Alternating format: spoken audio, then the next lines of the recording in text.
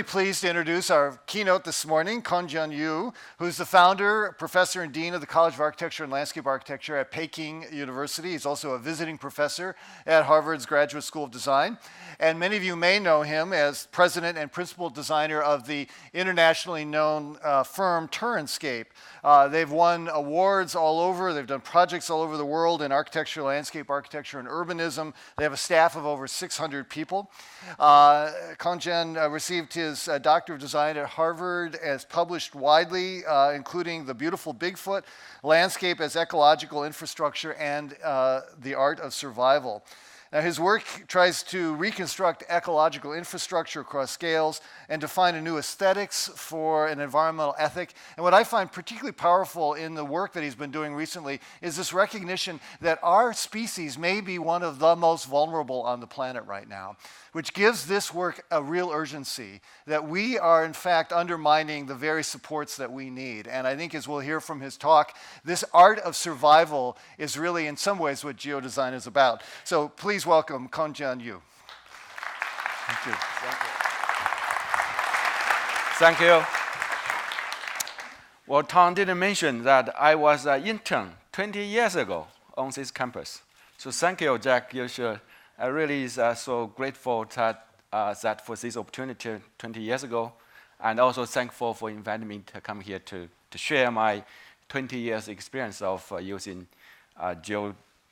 I would say one of the first student of geodesign. Was even the term was not invented at that time, back 20 more years ago. So my topic was the art of survival and the promise of geodesign. And before my talk, I want to report a conference just a couple months ago in Beijing. We invited 37 speakers, Carl Doug Olson, Stephen Irvin, and Bill Miller, and also. And we have, as I mentioned, 500 registered attendant, and 50,000 people watching on Twitter. In the Chinese version of Twitter is called Weibo.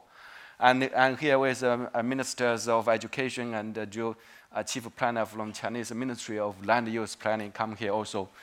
Here's some of the speakers. And we have a very hot discussion from science, from innovators of this and also applicants from all over the world. 17 countries from 7 countries. So we basically debate on what is geodesign, why geodesign, and for what geodesign. So I would just want to use this opportunity to summarize some of the conclusions. So geodesign is a way of thinking as a support of this definition. That's the what. In finding solutions for complicated spatial problems, because of their complexity, which go beyond single human's brain capacity of cognition and comprehension. So it becomes necessary to depend on some systematic geographic information system and spatial analysis tools to compute and assist in coming up with appropriate solutions. So that's why. That's my understanding, similar, but I put the problem must be really complicated. Otherwise, you just value design. And Jack just mentioned how complicated our problem right now, how severe our problem now is a survival issue of humanity. I want to just simply say, now why? I don't go too much of that. You know more than me about the survival issue today, water, food, all these issues. My research, my practice is basically based on in China. Majority of my project in China, but also in US and other part of the world.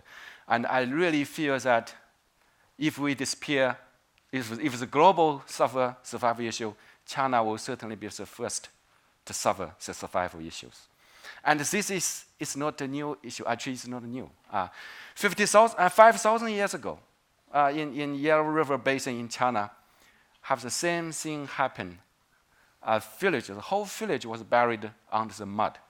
And at this very moment, a woman, you see, a young woman raised her head with a baby in her arm. And she's calling for help. Under the mud, calling for help. Calling for God. And this God was really called the Da Yu, the great Yu, not my Yu, the great Yu, big Yu, great Yu.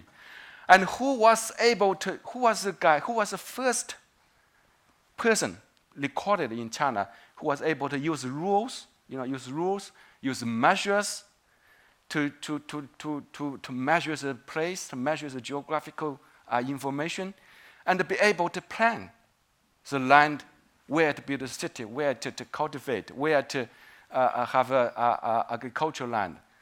And this man, I would say, is a pre-scientific figure of geodesign. And he was elected as a king, the first king in China, to rule this China. And he divided the nation into 9 different parts. It's a zoning, basically zoning. So the whole land being divided in 9 parts. So and he's integrate the king's leadership with the technology at that time. So geodesigner is a king. I would say is a king. He had managed the world. And actually, it's true. That's a very primitive Chinese pre-scientific way of measuring the land. We call it Chinese geomancy, feng shui. To able to find, to locate, it's 2,000 years ago, this picture describes how people select cities, build cities, following the natural water and wind, process of water. And this art is called geography, literally called geography, or geographing, you would say if it's a verb, designing the geography for people to be safe. And we over 2,000 years ago, invented this infrastructure, this machine. I mean, this called a luopan, it's a compass. The compass was invented at that time, not for navigation, but for geographing, for design of the landscape, which is 2,000 years earlier than you see Apple's, IBM. You see, you can combine 72 variables: orientation, slope, water, wind orientation. It's basically a computer. It's basically, you can imagine. So that's so first invented for the purpose of geodesign, for selecting, locating places for people. So the art of survival, sighting, find a safe place for people. That's China. That's a plateau of Tibet. You can see each village, each city is carefully located based on this very primitive scientific model of geodesign. And water is managed and designed following these skills. That's a great plan of Chengdu, Sichuan province. The whole plan is designed and uses this system, a series of technology integrating measuring and planning, surveying, and even at this scale. So the art of survival is about land use and field making, and even planting and harvesting. And the result, the product of this skill, of this art, or this pre-scientific model, is this beautiful land of peach blossoms, poetic, picturesque landscape. So that's the result of this experience of survival experience. Eventually, produce this kind of paradise for over 2,000 years, Chinese agricultural paradise. And this paradise got lost over 30 years ago, beginning from, in China, I would say, beginning from over 30 years ago. Simply the vast, the big scale, as a fast scale urbanization, you can see that's Hangzhou. So it was called China's paradise. Now totally get messed up, the lose of the paradise. We use very simple, single-minded engineering strategy to solve the problem, try to solve the problem. Now that's I want to make a differentiation between geodesign and the simple design. That's engineer solution, one single-minded for traffic to transportation system, but it gets worse. And we have single-minded engineer for solve the flood problem, but the flood become even more serious. We just want to build more pipes, more dams, more dikes, try to solve the water problem. And the water problem become more serious. We invented a very complicated technology, try to solve the sewage problem, try to clean the water problem. But it turned out to be the water problem, it became more serious in China. Now, 75% of surface water is polluted in China, you can imagine. And 64% of underground water is polluted in China. You can imagine. So how can a simple mandated sewage plant, how can this kind of technology can solve the problem? No, they cannot solve the problem. You can see the lake in China, many of the lakes are like that in China. And even beauty. We think beauty is a very single-minded solution to try to create beautiful landscape. That's one so-called beautiful landscape in China, in rural China. We use very simple marbles, channelize the river. We define this called beautiful. I call it little feet, beautiful little feet. Totally destroys the natural ecosystem. And that's today's the situation. So it's a survival issue. 400 cities in China run out of water, in shortage of water. And as I mentioned, 75% of surface water polluted, heavily polluted. 50% of habitat, wetland habitat, got lost in the past 30 years. And flood and drought at the same time happened in China. So that's an issue of survival. No way to escape in China. So it's a way we need to find a solution. You can see in just 30 years, Beijing, how the geography, how the landscape changed in just 30 years. Now, the first time in the history in China, in 2013, the central government announced ecological and beautiful China becomes the first agenda, one of the first agendas in China. One of the 5 major agendas in China is ecological security. That's the first time in China, because we cannot survive anymore. We have to have a new way to urbanize, to develop the country. So that's the issue. But how to do it? So we have the idea now, but how to do it?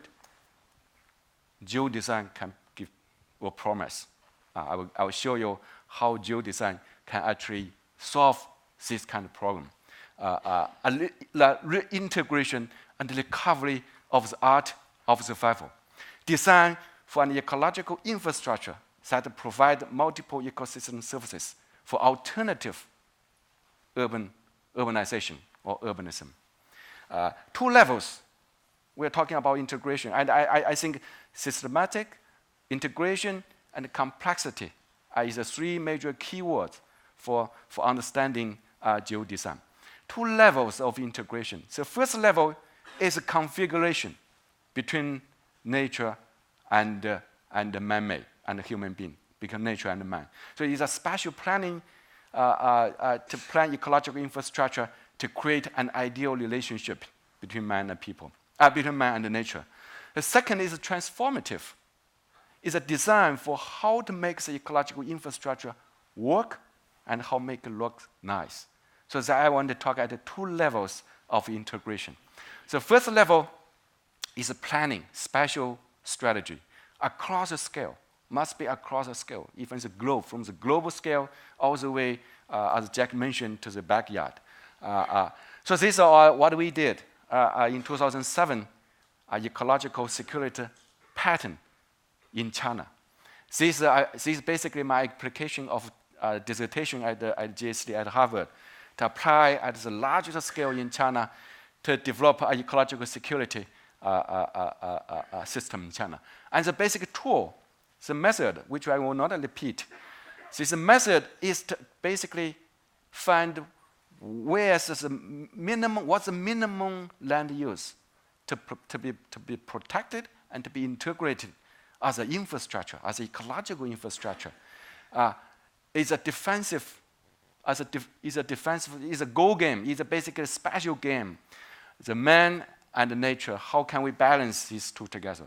and how to where to define the boundary between nature and man. And I should say I tested this my model here on the campus in 1993 at Esri with Hugh Keegan at the benchmark group. So I was so grateful allow me to be here, you see. So that to find where's the boundary between man and nature. What's the minimum land use can actually define ecological infrastructure, ecological network. So and at a national scale. So that certainly I will just show you quickly to show you all familiar with this. We analyze the water issues. For example, in China, we only have 7% of fresh water of the globe. But every year we have flood problem. And when you calculate, when you measure it, you only find actually annual flood only take about 2.2% of national land. Maximally only 6.8% of national land. And we invest billions of dollars every year try to protect the city from the flood. So nonsense, useless. I mean, why do we bother to do that? For hundreds of years like that, invest in protecting flood. So when you analyze it, actually if we can let it go. Only 2.2% of land can be flooded. So that's the result we get. And also habitat protection and corridors, and also integrate with cultural heritage corridors. We identified based on GIS 19 national-wide heritage corridors, and integrating ecological pattern with a cultural pattern together. Then you develop a national scale master plan to where to protect the landscape. That's a national scale planning. And based on this protected landscape, you virtually can identify where you can build cities. Because in the next 20 years, China is going to build another 500 small cities. I would say small cities about maybe 500,000 sometime, or from 100,000, this kind of scale. No, so we identify here actually buildable. So this is a national scale thinking. How can we make a national security, ecological security, at the same time develop, urbanize the country? And this we report this to Prime Minister, to Premier Wen Jiabao. He actually give a really good comment on that, and so that's why our planning being partially adopted by the national planning, at a national scale. In 2012, it's a national function zoning released, and it's partially depend on our study, our research. And our national-wide land use planning guidelines adopt this master plan as a how to do national scale planning. These just show you how this is being adopted by widely by the nation, at the national scale. And this is one of my lecture to mayors and the ministers. You can see all these Chinese government officials, high-level government officials. 100,000 people. If I calculate almost 100,000 Chinese officials been trained this way. This is just one of my lectures given to mayors. So that's a national scale thinking. How can we design the nation to protect the landscape, to protect the ecological process and the cultural heritage? And the regional scale, that's Beijing. The same thinking. Beijing is run out of water. The groundwater dropped 1 meter every year. And the city expanded 700% in last 30 years. The population doubled. And without water, so the government tried to divert water from South China all the way to Beijing. But every year, the surface water drained away. The stormwater being drained away. So how can actually, and the water diverted from South China cause more serious problem. So the other side of the country, other part of the country. And it will not be enough to feed Beijing.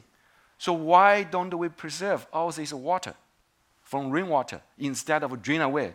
So this planning to show how can we keep all the surface water, stormwater on the ground and integrate with the biodiversity, habitat protection, and the recreation use of the landscape to create a network for ecological security pattern for Beijing. I just want to show. And it's been tested. A year ago, 77 people died on the stormwater, on the street, literally on the street. And actually, we find that they died exactly in the pattern we identified, should be protected, should be leave alone for the water. And this will become the constraint for urban development. Now that's a scenario for Beijing's future. And also following this model, Beijing have a plan to plant 10 square kilometers of trees in the next 5 years. So where to plant trees? The trees should be planted on this ecological infrastructure, the network. And also where to build cities. Beijing, as I said, Beijing right now almost 20 million population. It will not surprising you in the next 20 years, we're going to expand it to another double the population again. So where to build cities? So build a city along here, the foothill. So that's based on this ecological understanding. And that's my Harvard JSD studio. We actually tested how can you build a foothill city around Beijing to solve the problem. Use the multiple digital skills to build the cities around the foothill area. So that's a larger scale. At a medium scale, how can we build better cities based on our understanding of the geo-information? Here is one of the 500 cities, I will say, going to be built in China, only 10 square kilometers in size. Conventionally, usually, people will wipe it out, level the ground, build pipes, build infrastructure, build green infrastructure. I saw it just in China, but actually happened here in US. The same. I saw the river runs through the red line. You have water inside, and you have concrete channelized. So it's the same everywhere. But here I will say, the farmers left all this water infrastructure on the ground already. They keep the water in the rainy season and use water during dry season. So why bother to level them up? Why bother to build a new green infrastructure? So in this analysis, we say we can integrate this stormwater management heritage, landscape heritage, build a urban green infrastructure into the city. And we'll totally have a different urban form. You can see the stormwater will be managed, will be kept on the surface, and you don't have to have an irrigation system built. You don't have pipes, stormwater pipes, and you can also integrate with bicycle lanes, a pedestrian, and a very workable, livable, healthy city. And the minimum cost, much less cost, and will be much beautiful, and it's under construction. So first phase is already under construction. You can see that on the street, it will be productive. The street also can be productive. So that's at a medium scale. So this strategy is planning, which means configurative. The second strategy, or the second form, is transformative. You all recognize this building. It's totally energy consuming buildings. Beautiful, but it's really needed to consider how to make this kind of architecture function well. That's my proposal to turn into a vertical pig farm, but that's a kidding. But the idea is how we can take a transformative to integrate at this scale. This first case I want to show you to make friends with flood, to transform this kind of technology or this kind of engineering into really ecologically based, eco-friendly stormwater and flood management system. Channelized, you can see, destroys the whole river system. The farmer complained. The mayor called me in the night, said the farmer complains because his buffalo cannot fetch water, cannot get to water. The buffalo difficult to go to the water. So that's the farmer's complaint. So the mayor called us to say, how can you solve the problem? Make buffalo access to the water and also make the river beautiful. The solution is to make friends with water, make friends with flood. And certainly we need to really carefully analyze the flood. We want to remove all the concrete, but how can we make this river safe again? So that GIS analyze 10-year flood, 20-year flood, 50-year flood zone. So actually, we are safe. If we keep this place, let it flood. We can virtually have very safe ground. So that we present this to the mayors. Again, I will show thank Jack. I get a free license for this. The first license I get when I back to China, and this is one of our first project. Use GIS, Archinfo, to analyze, to calculate the flood plan. So we remove all the concrete and recover the flood plain and restore the habitat for biodiversity. And 1 year later, you will see have a beautiful landscape, floodable, use native grass, low maintenance, high performance. Why not? So right now we are doing the whole river going to be recovered like that. It's become a model for China's heritage, ecological solution to water management. Now the second case is I want to show you to minimize the intervention and maximize the return. Now this is also a river system. Again, we analyze the flood. We actually let water come into it, but intervene minimally, but also let people can use the park. Traditionally or conventionally, people are doing like that everywhere in the world.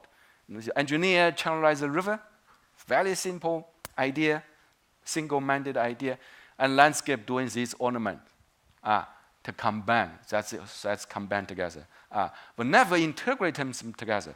So here, our idea is to minimize the intervention, but integrate them together. To use just one bench, we can transform the whole river corridor into a beautiful, floodable park. Now that's a bench, 500-meter long bench. It was named by Condé Nast Traveler as one of 7 wonders in the world, one of 7 new wonders in the world in 2008. So nothing little intervene, but suddenly transforms the landscape and attract people, make people feel urbanized, make people feel at home. That's whole days they stay here like that, laying down. Yes, minimal intervention, but beautiful, beautiful. Yeah. So that's the integration to transform the landscape. Now this morning, Dictos, we have a very good conversation about why don't people talk about food? Yes, food is one of the. I will say water is number one crisis in China. Food will be the second. Now this is a campus in Shenyang in North China. In China, we lose 10% of fertile land in the past 30 years to urban sprawl. And this amount is 10%. Half of them is turned into ornamental landscaping, irrigated, lawn and beautiful flowers, but produce nothing. So in this case, we integrate. We consider this as a system. Collect stormwater, irrigate the field, and drain to the wetland. Because too much nutrient, then the wetland will take off the nutrient. So that's a whole system of stormwater management, production, recreation use, and also become icon for the campus. You can see it take minimum cost and become so productive for this little campus, and also beautiful. They even have cattle and sheep. People enjoy the land. So it's an integration between the production, all kind of natural process, and also they have these kind of activities: harvesting, rice planting, and produce food. The fourth case, I want to show you how can we transform a brownfield right in the middle of the city and integrating natural process. As about 25 hectares right in the middle of Tianjin is a brownfield, very salty, dirty landscape.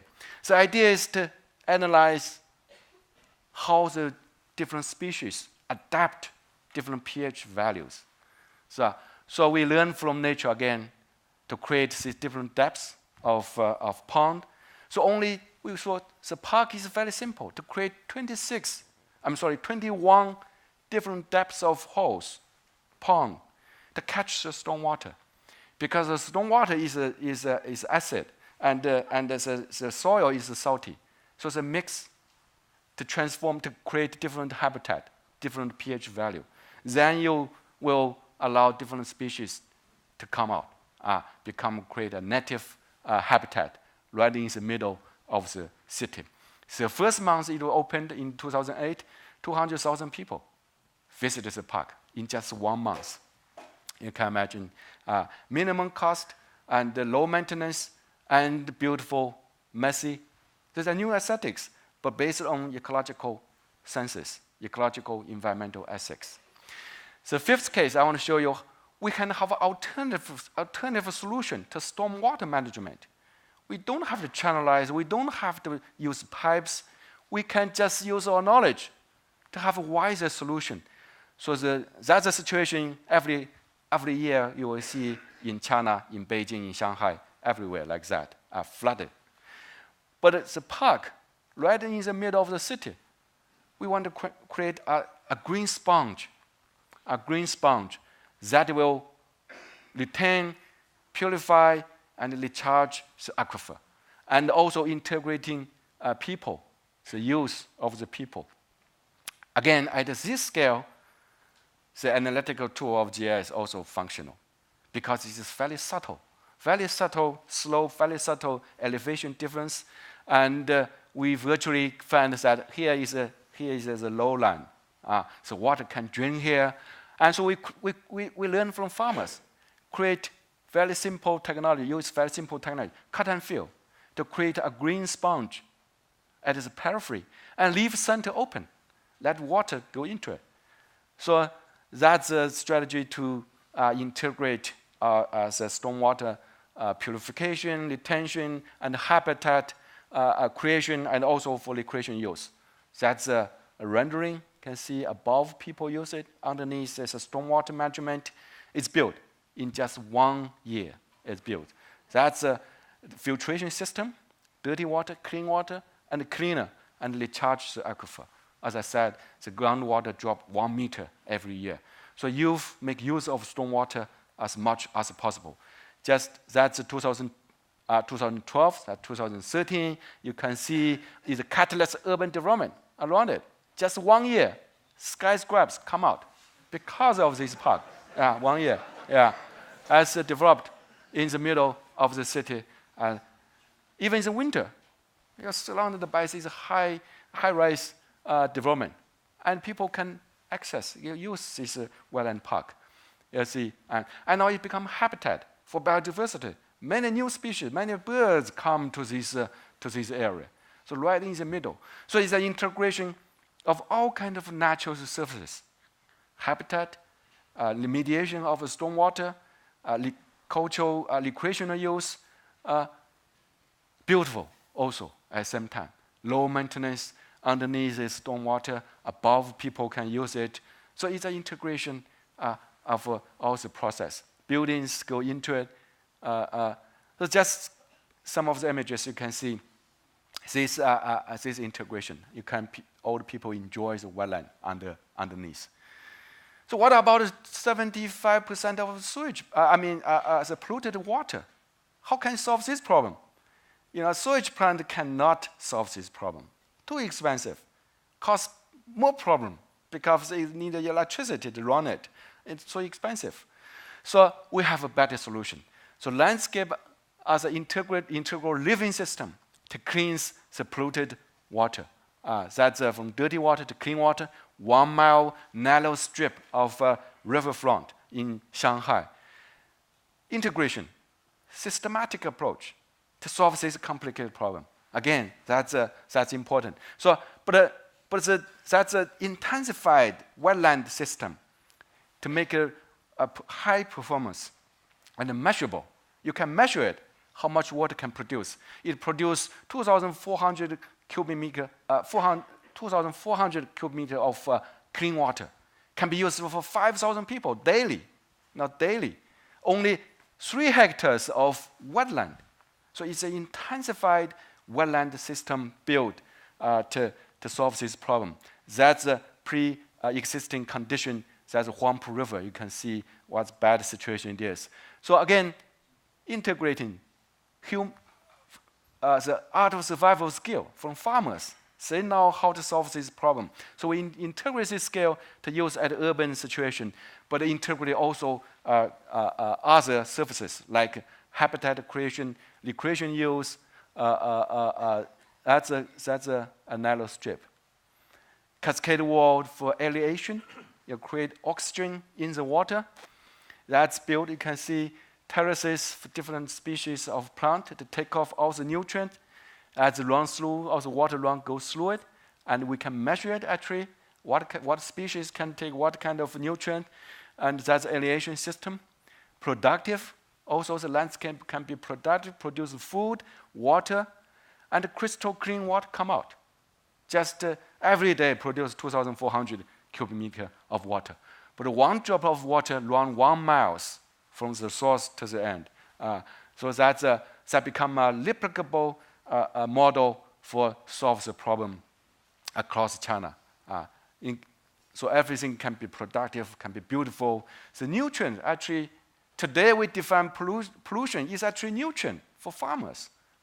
So why we can integrate them together to turn pollution into nutrient to make a productive landscape. You see, field, rice, sunflowers, even corns, and a habitat, biodiversity. 20 species of birds come to the park. Yeah, and we replicate at larger scale. The whole river, you can see the bad situation. Again, use all these technologies to analyze, to visualize, to create the scenarios, to catch the stormwater, to purify the water. And it takes 2 years to turn the river into this kind of landscape. Stormwater catchment, cleansing process, fish come back, development surrounded come out. And the integration of beauty also must be artful. So that's important. We should not miss this part. So that's the integration of art. Is a paper folding integrated as urban furniture. And what about 35 rivers? Not just one river. So this is in Dianci, Yunnan province. Very bad situation. So use analytical situation. We analyze the flood. We analyze integrate with biodiversity, habitat, and also cultural heritage, and integrate them together to create a network of ecological infrastructure, and build it. You see that's one of the stream. Use it as a transformative skills. 2 years, 3rd year, and now become a really beautiful visiting green corridors. And what about integration to the whole city, to transform the city with a new infrastructure, ecological infrastructure? That's one city about 500,000 people in Guizhou. So we develop this, analyze where is the stormwater coming, where is the pollutant coming, to catch them, to purify it, and integrate it. The bicycle lanes, be pedestrian, and also land use, transform the land use. That's all group blue, a catch of all the stormwater at the individual site. And at a smaller scale, transform the concrete bank. That's before, that's after. As today, you see, slow down the process, catches the nutrient, catches the stormwater, solve the problem integratively, and become beautiful. You can see people visit it every day, and become a nationally famous project built just 2 years ago, and connected. Yeah. So how people, how happy they are. At a smaller scale, I want to see the final project to say this can systematically again. It's happening in your backyard, happening in your rooftop. So this is my own balcony, my own apartment. Again, this apartment can turn into collect stormwater and collect solar energy and irrigate the balcony. The balcony become productive, vegetable balcony. And also the stormwater go into the wall, into the living room, turn the living wall into an air conditioner. Because in Beijing, it's very hot in summer, very dry in winter. So it become a humidifier in winter and air conditioner in the summer. As my vegetable calendar. As a year-round, I produce 32 kilograms of vegetables. That's a small balcony. That's a stormwater collected from the roof. And so productive, you can see. And another balcony is a fragrant gardenias. My bedroom is here, so you can see it's a fifth floor. That's stormwater collected from the roof. That's a living wall, cool off the whole building. I don't use air conditioning in the whole summer. And this living wall uses minimum maintenance. It's different from those living walls. And those take care a lot. But here, that's 3 years ago. That's today. You see, it's a grow off, just irrigated, use stormwater. So now become a learning center. Become all the community come here. That's me. I give a lecture to all the visitors come here. How can they transform their own backyard and own building into green building? Now that's small. You may think it's very small, but you imagine 40 billion square meters of buildings in China consume 30% of energy in China. So if we transform this, every square meter of the building like that, we virtually can save 10 three-gorge dams. The electricity produced by three-gorge dams, 10 of these kind of amount will cover the air conditioning. Now we can save the whole planet without dam. You can imagine. Right now, no river in China have no dam. All the rivers been dammed in China. So that's a big, small solution, but have big impact. So to conclude, I talk about two strategy or two way of integration. One is configurative, basically planning, from Patrick Geddes to Ian McHugh to Richard Foreman it's basically thinking about spatial configuration. Now that's can be served. Will be done easily because we have a fairly rich ecological idea and data. But the second solution we have to explore also, I think it's more difficult, is transformative. If I use JS word, it's dripping over. It's not configurative. So this one, we need more to work. A new aesthetics, a new value to transform little feet into big feet. Functional, but also beautiful. That's transformative. Transforms, that's Tiananmen Square, you recognize. That's the CCTV burners as a city. That can be transformative. So to conclude, I will borrow Jack's word. It's time for change. It's time now. Change for geography by wiser design. The key is an alternative infrastructure, the ecological infrastructure, and a new integration of natural and cultural process, art and science, and at various scale. That's traditional thinking survival, and we need a more technology integration, science and art at our contemporary time. Thank you. Thank you. Thanks. Joey, that was great. Thank you again.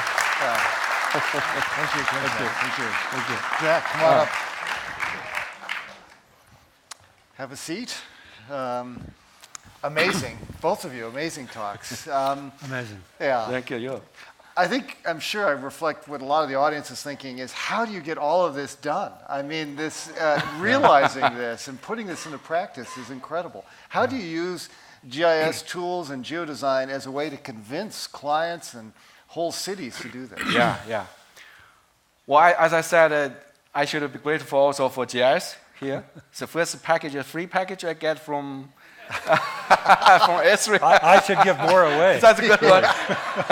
But at that time, it's like $20,000. I mean, that's a lot of money at that time. At that time. So, I used to teaching my students, and I find the teaching is not enough. So I established a Turenscape a year later. One of my students actually here. And at that time, almost no people can use GIS to landscape design, landscape planning. When was that? What It was 1997. 1997 in China. I was at least one of the very few people actually apply GIS. The first project I got is just showing how can I model the landscape. How can I show create a shadow of mountain topography, and how can I drop all these surfaces of it. So I got the job actually by showing the client. It's a skating ranch. Skating ranch. Yeah, in Beijing. It's artificial skating ranch. So that's the first time I used GIS to convince the client to get the job for me. Skating or skiing? It's artificial, it's a plastic ski. Skiing. Yeah, plastic ski. Wow. Yeah, that's and then we apply it all the way. Almost all project. GIS is every one of my students can use this tool, and every team in my Turenscape can use these tools. Right. Yeah. I mean, what's so powerful is that you're clearly showing how geodesign helps people not only envision a problem, but do something about it, to act on it, and to create something beautiful as a result of it. But this use of the tool to also show communities what will happen if we don't do this strikes me as also a very powerful, persuasive means to get change. Yeah, like the flood project. If you do analyze, people get this surprise, Oh, really? We don't need to build any dike, actually. Yeah. So that's a powerful. Just 2 weeks ago, before I come here, I give a presentation to the Ministry of Water Resources. The minister actually attend, and also people attend. I just show them how actually we can create a better flood control system using this, analyze it. When you imagine only 2% of national land can be flooded, why you build dams? Why you build dikes? Yeah. So I think that's powerful to show them, to visualize it, to make it understand that. Jack, what do you think about all this? I mean, I'm struck with the word. I've used it myself, but not promoted it like you have ecological infrastructure, which is for me the end of the food chain. It's the hazardous areas. It's this whole synopsis of what you put together. Mapping the ecological infrastructure requires science, and it requires bringing all the ologies together. But for me, it's the key theme that resonates in my mind. Once we knew the ecological infrastructure, we would protect it, but we don't promote it that way. We don't communicate it exactly that way, but it's the heart and soul of what you do, right? Yeah. Well, not only understanding the ecological infrastructure, but also designing with the principles that because your designs reflect nature. That's right. They really reflect solutions that nature already has. Yeah. Why I think the ecological infrastructure right now becomes so important, because you have to know where is the critical, What's most important? most important thing you have to protect. It's what we depend upon. That's right. Because it provides all the nature's services. Yes. Yeah. Flood is, for example, stormwater management. If we understand that we don't need the pipes, how much money you can save, Right. how beautiful landscape you can have. So that's, I think, ecological infrastructure is think landscape, can be an infrastructure. It's, as I'm thinking it just now, it's the ecological infrastructure combined with a design based on nature. It's the very last slide that you showed. Yeah. In a way, it's the art and beauty design thinking together with understanding the science part and putting those together with creative solutions. Yeah, that's geodesign. That's geodesign, That's actually. right. Geodesign. Yeah. It's, Right now, I can see China, at least in China, right now become one of the top agenda, as I said. Just a couple of days ago, the president talked to very important like provincial governors. Say, you need to define ecological baselines. yes. Basically, so how you can define where to draw the line, we definitely will not be built on this area. Now that's the first step. It's so important. And without understanding the geo-information, you cannot define the line even. Exactly. Yeah. So that's the first model I did here. I tested here at this benchmark group. It's where to draw the line. Right. Because the line is not a smooth linear line. It's like stock market. It's a come down and up. Down. So you have to have a threshold. You need to find where is a threshold which can effectively save the land, define it more effectively, define your landscape more effectively. As I think of both of you, landscape architects who have done amazing things with your careers as leaders, because you've really not waited for others to define the problems. You've gone out and seen opportunities and proactively created these worlds, the world of GIS and the world that you've been creating mainly in China. How might other professionals model their careers after the kinds of things you've done? Instead of being passively waiting for others to define problems, proactively redefining the conversation. Mm-hmm. Well, I think Do you want to tell them? Should I? I will. I think I read your article, Jack's article. I think something we share, or I learned from it, is that we have a feeling of awareness of the survival issue. I think that's the key. And the landscape, I would say, is the most appropriate profession to solve this problem integratively. No other profession will have such an integrative position. Right. I was going to say it's Carl, since we both shared a common professor. That's right. It's a lot emanates from I mean, I would. It's a chance for me to acknowledge you, Carl, and I'm sure that you would say the same thing. Is that the passion for making a difference that you drove into your students affected me? I mean, sure, I was always motivated, and I have all the characteristics just like you did. But there was something magical that happened in those sessions to actually get it. You know what I'm talking about? Yeah. So I'd say we're all influenced by special people. Carl Steinitz really was a special person in my life, and I really appreciate it, Carl, very much. Yeah. Then we are, influenced by all sorts of things that have happened in your life and my life, and continue to be so. But to play at 100% is something that is very important. Well, I can tell you play at 100%. Well, I remember when I was a student with Carl, something I remember so important, it impacted me so much. Yes. One is that food security. At that time, he mentioned food security, where, if he told me if you can identify to define, how to save the agricultural land in China. Right. At that time, 20 years ago, more than 20 years ago. And now the Chinese government just beginning to understand that's land. And my dissertation is about what's the security pattern for agriculture under Carl's advisor. Yeah. And at that time, I already think the ecological a big issue in China. Security becomes a security issue. Food is a security issue. Yeah. So that's two key things. After 20 years, now become a national agenda. I think that's really, Carl has a vision which guide my research. Well, his vision changes all the time. I'd call that content. Sometimes it's ecology, sometimes it's food. But what doesn't change is get it done.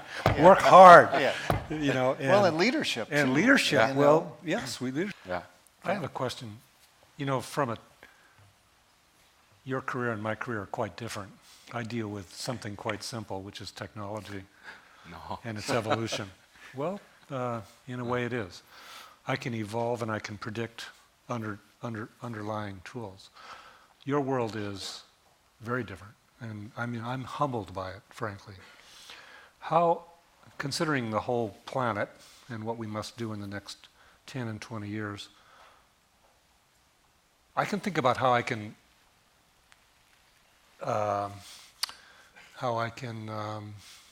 amplify the base technology, and I made a case for that. How do you amplify what you do at the planet scale? And I want you to think about this for a minute because it builds on what Carl is saying.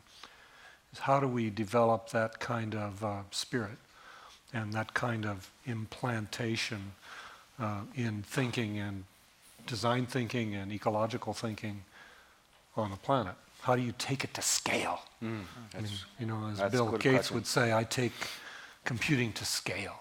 How do you take geodesign to scale? You are very good question. I mean, that's key, which I'm thinking for a long time. Well, there are two ways you can do it.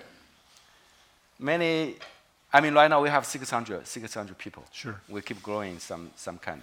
There are two ways. One is some, you know, the financial guys, they keep chasing me to go to the market. Right. Which means I can buy many design firms. But that will not work. I really, we go halfway, but I stop because I think it can damage my Turenscape. Soul. Yeah. Which means sold the company. But you control it. You still control it. You own 60%, 70%. The second model I'm trying to do is that Carl already mentioned. Actually, I also a founder of this college, which also certainly belongs to the Peking University, which we sponsored. Turenscape is sponsored every year also. So with the college right now, we have 200 graduate students, and it's growing. As I said, we need a faculty if you want to teach in China. It's welcome. It's wonderful.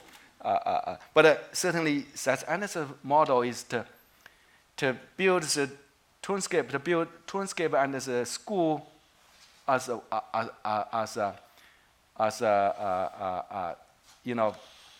school. Single entity. Yeah, single engine as a school. You call it hatchback, huh? Which means I want to educate individuals. Yes. So can have independent firms, but with the same right. Ideology and the same the same skill. We brandize, branches. To create this kind of that's an amplifier. That's a way to invest the individual. Yes. And to start doing it globally. Yeah, globally. That's what we are trying to do. Yeah. Maybe that's what this conference is about. Right. Right. Is trying to figure out how we can multiply it through. And we started 4 years ago with the idea of how can we do it through academic programs, which lay it out, but also involve professional practitioners like yourself.